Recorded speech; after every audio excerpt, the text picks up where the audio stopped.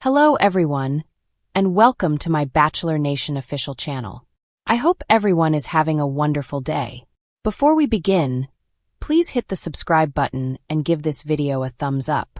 The Single Woman Season 21 featuring Jenn Tran is made a beeline for its finale, and it was the most exceedingly terrible season in the show's set of experiences. The Lone Rangeress started in 2003 with Trista Wren and Ryan Sutter's fantasy sentiment.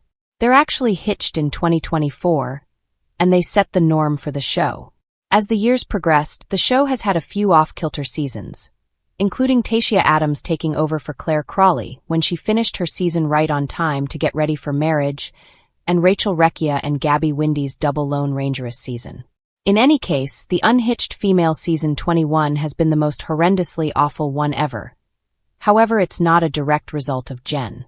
Jenn, a 26-year-old doctor-partner understudy from Hillsdale, New Jersey, left a mark on the world as the very first Asian-American unhitched male establishment lead.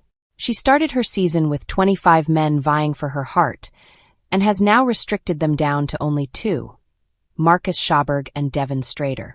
Regardless of whether Jenn winds up cheerfully connected with toward the finish of her season, it's been the most obviously awful one ever for the accompanying reasons. Quite possibly the most terrible thing about the Lone Rangeress Season 21 was that Jenn appeared to be a reconsideration all through it. It began with Daisy Kent and Maria Jorga's uncovering that they'd turned down the job, which caused Jenn to appear as though the maker's third decision. It proceeded when the establishment reported Joan Vassos as the brilliant unhitched female, and later her cast of men, as well as Ward Ellis as the Lone Ranger, in Jenn's season. It appeared to be like the makers were standing by to get the unhitched female over with and move on to additional significant things. One of the expressions of the Single Woman Season 21 that was continually articulated by hopeful Sam McKinney was, "Keep the central thing the primary thing." On account of the show, Jenn was the most compelling thing, yet the makers unquestionably didn't maintain the attention on her. They made a big deal about her being the main Asian American unhitched female, yet watchers have found out next to no about her Vietnamese family and culture, beside a couple of discussions she had with the men about being Buddhist. Out the 23 Lone Rangeresses, Jenn is all the one that watchers have been able to know the least on the grounds that the makers didn't work effectively of acquainting her with them. The Single Girl Season 21 cast had a couple of men in it who were clearly essential for the makers' trick projecting. One of the clearest ones was Aaron Erb, who's Single Man in Heaven Season 7 star Noah Erb's twin sibling. Aaron had all the earmarks of being a maker plant all along, making show with Devin Strader, including giving him a personal development book that was basically the same as the one that Noah had gotten from Bennett Jordan when he showed up on the unhitched female Season 16. Aaron left the Single Woman Season 21 right on time to go to flight preparing, to which he'd applied before the show. It was abnormal that he would pursue the single woman, realizing that he could move summoned without warning. Furthermore, before Aaron left, he left Jenn with an obscure advance notice that a portion of the men weren't prepared for a commitment toward the finish of the show. Aaron's projecting ought to never have occurred, alongside Adoration Virgin Sam Nejad, who plainly wasn't prepared for a commitment. There were numerous conspicuous instances of maker impedance during the Single Woman Season 21, including Aaron's book. The book, Standards for Self-Development by Dr. Brandon O'Connor, doesn't seem to exist beyond the show. The creator likewise doesn't appear to be genuine, yet shares a name with a single woman maker. Furthermore, the book's spine has an undeniable misprint as it expresses principles for self-development, which is exceptionally dubious. One more glaring illustration of the single woman makers meddling in the season was the point at which Jenn's ex Matt Rossi appeared in New Zealand to affirm his affection and attempt to win her back. Have Jesse Palmer expressed that Matt had taken care of himself there. However, it's extremely difficult to accept. The makers needed to have realized that Matt was coming, and they needed to have endorsed it. Everything appeared very manipulative. Unlike past unhitched female seasons, which were loaded up with sentiment, Jenn's season was overwhelmed by show. Indeed, even on her one-on-one dates, there was a ton of contention, similar to when Sam M. constrained her to bounce from the Auckland Sky Pinnacle, or when the folks shared their anecdotes about their troublesome pasts. Rather than being a tomfoolery, light show about adoration, Jenn's season was frequently exceptionally upsetting to watch. The show among the single-woman season 21 men additionally raised watchers' pulse. It was irritating to watch menaces like Sam M. Furthermore, Thomas and Gwyn deprecate their kindred challengers. Sam M.'s fierce language toward Devon in his confession booths, including saying that he'd snap him 50 and step on his neck, were particularly challenging to hear. Devon was flawed, yet he most certainly didn't merit that. The unhitched female season 21 ought to have been more centered around the romantic tales.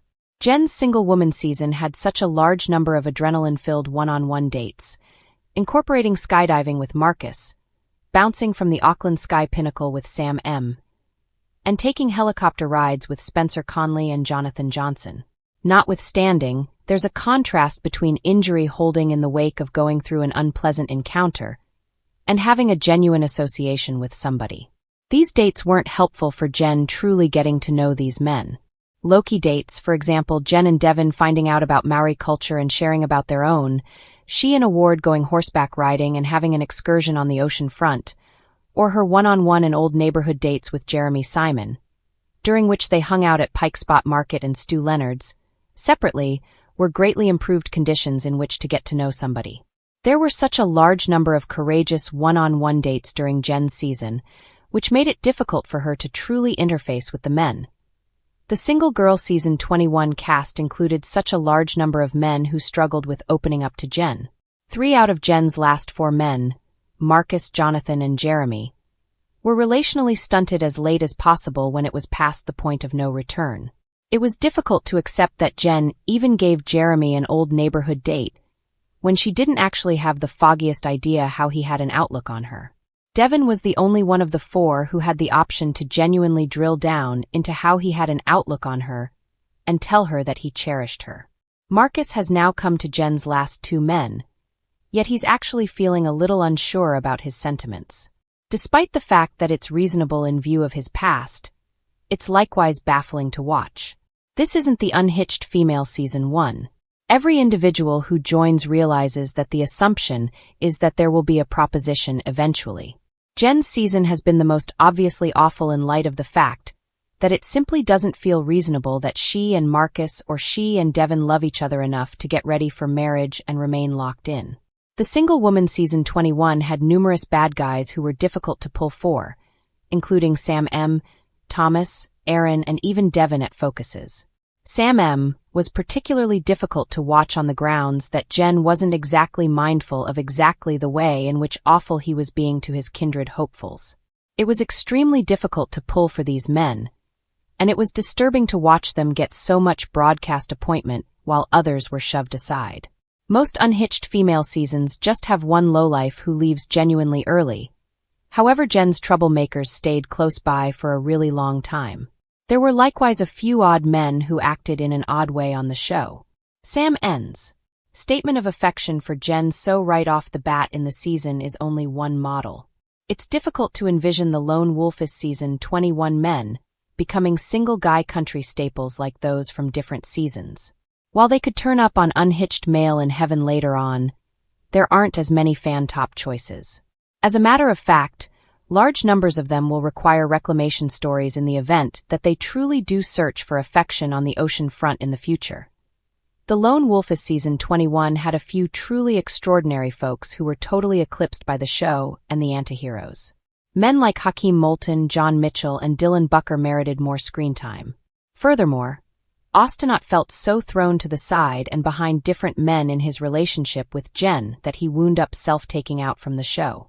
The single girl season 21 makers ought to understand that individuals would rather not watch miscreants, but instead they might want to see the emphasis on the heroes. Jenn's season was the most awful in light of the fact that watchers saw such a tiny portion of the men that really merited the spotlight. This was particularly valid for Jonathon and Jeremy, who were eclipsed to such an extent that, when Jenn picked them for her old neighborhood dates, it came as a shock since they were scarcely highlighted on the show before that.